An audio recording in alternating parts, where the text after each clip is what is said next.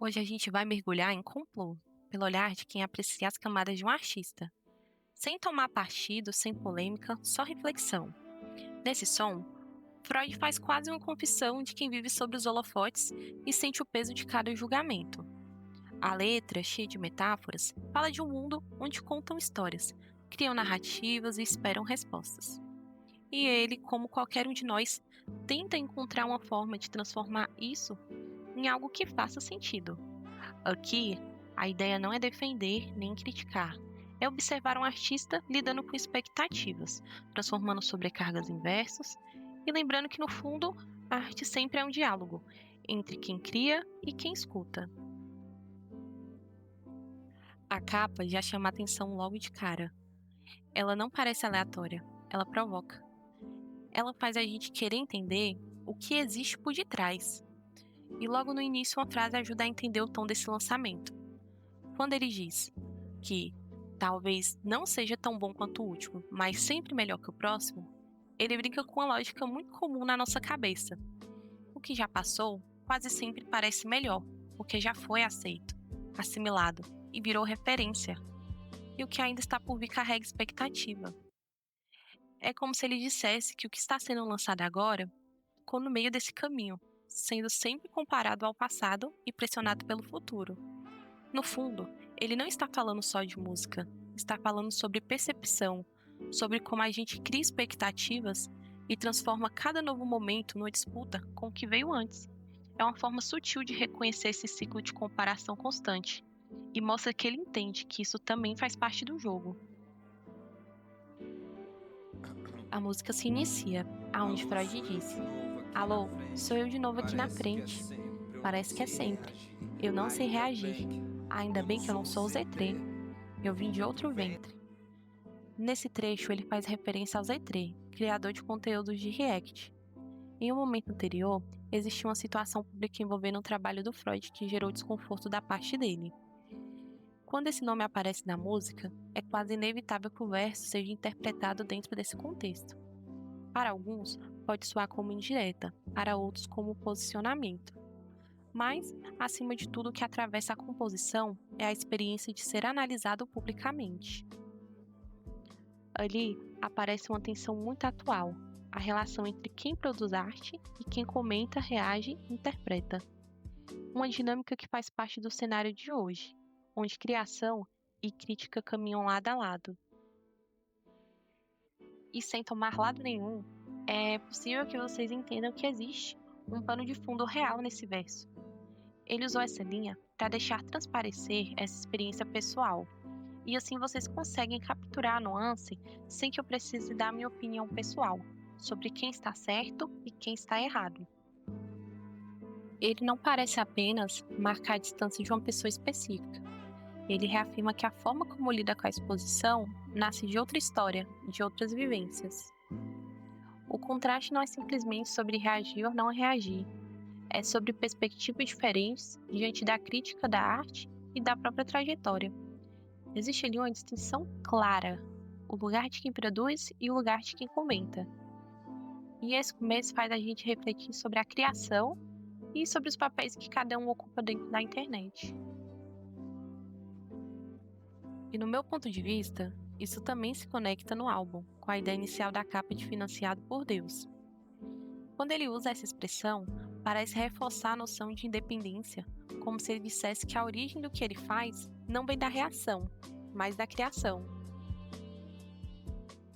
Não é sobre superioridade, é sobre autonomia, sobre não depender da mesma dinâmica que movimenta outra parte na internet. E tudo isso é apenas uma leitura das camadas que ele expressa na letra, uma reflexão, não uma verdade absoluta. Uns vêm a mim contam fofocas da Cisa. Quando ele fala das fofocas, parece mostrar como a fama transforma qualquer detalhe em conversa pública. Mesmo tentando viver algo mais íntimo, longe das crises, o mundo artístico continua atravessando.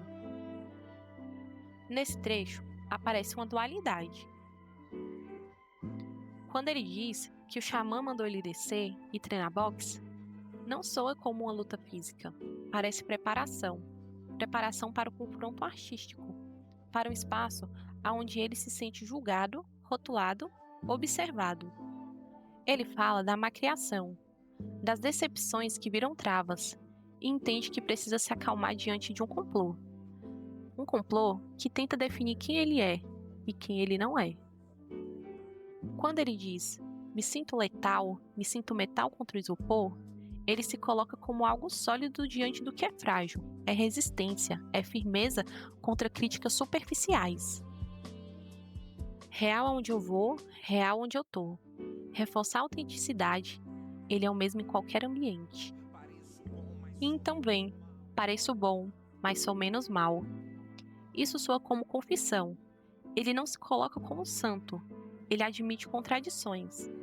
Já falou sobre essa hipocrisia, sobre usar o rap para falar de coisas que nem sempre gosta. Existe ego, existe falha, existe humanidade. No fundo, talvez ele já tenha esperado críticas construtivas, mas agora o discurso parece outro. Quem investe na própria arte quer ter voz sobre como ela é tratada. Não é sobre acrescentar, é sobre entender quem paga a banda escolhe a música. E no final, muda completamente o tom. Tudo é questão de canalizar. Sobrecargas são poderes, sonhos são poderes. Ele transforma pressão em combustível. Se não fazem por nós, nós fazemos. Aqui, ele não soa como vítima, soa como alguém que decidiu usar o peso contra si como força a favor. A Capa de Complô não é apenas estética, ela é discurso. O título já entrega o eixo central. Quem paga a banda, escolhe a música. Essa frase carrega uma crítica estrutural, não fala só de uma situação específica, fala de poder, fala de influência, fala de quem define narrativas. Quando ele coloca feito no Brasil, reforça identidade, origem, autenticidade. É como se dissesse, minha arte vem de uma trajetória específica, de uma realidade concreta. Isso conecta diretamente com o verso, vim de outro ventre. Ele reafirma que sua formação molda sua visão de mundo. O detalhe, dirigido por Deus, adiciona ironia. Quem é Deus aqui? É literal? Ou é uma metáfora para quem detém poder financeiro e influência? A ambiguidade parece intencional, e aí vem a imagem de fundo. Ele está dentro, em sombra, observando. Do lado de fora há movimento, luz, gente vivendo. É quase cinematográfico, o que conversa com o fato de ele ter estudado cinema. A composição visual sugere isolamento em meio ao sucesso. Ele está de frente, mas também está sozinho. O complô em letras grandes reforça a ideia de que existe algo maior do que apenas uma treta pontual. O complô pode ser a indústria, o julgamento público, a internet, a dinâmica entre artista e reação ou simplesmente a sensação constante de estar cercado por narrativas externas. A capa transforma um episódio em reflexão sobre estrutura. No final, a imagem, a tipografia e a frase central comunicam algo claro. A arte está sendo criada dentro de um sistema, e o artista está consciente disso.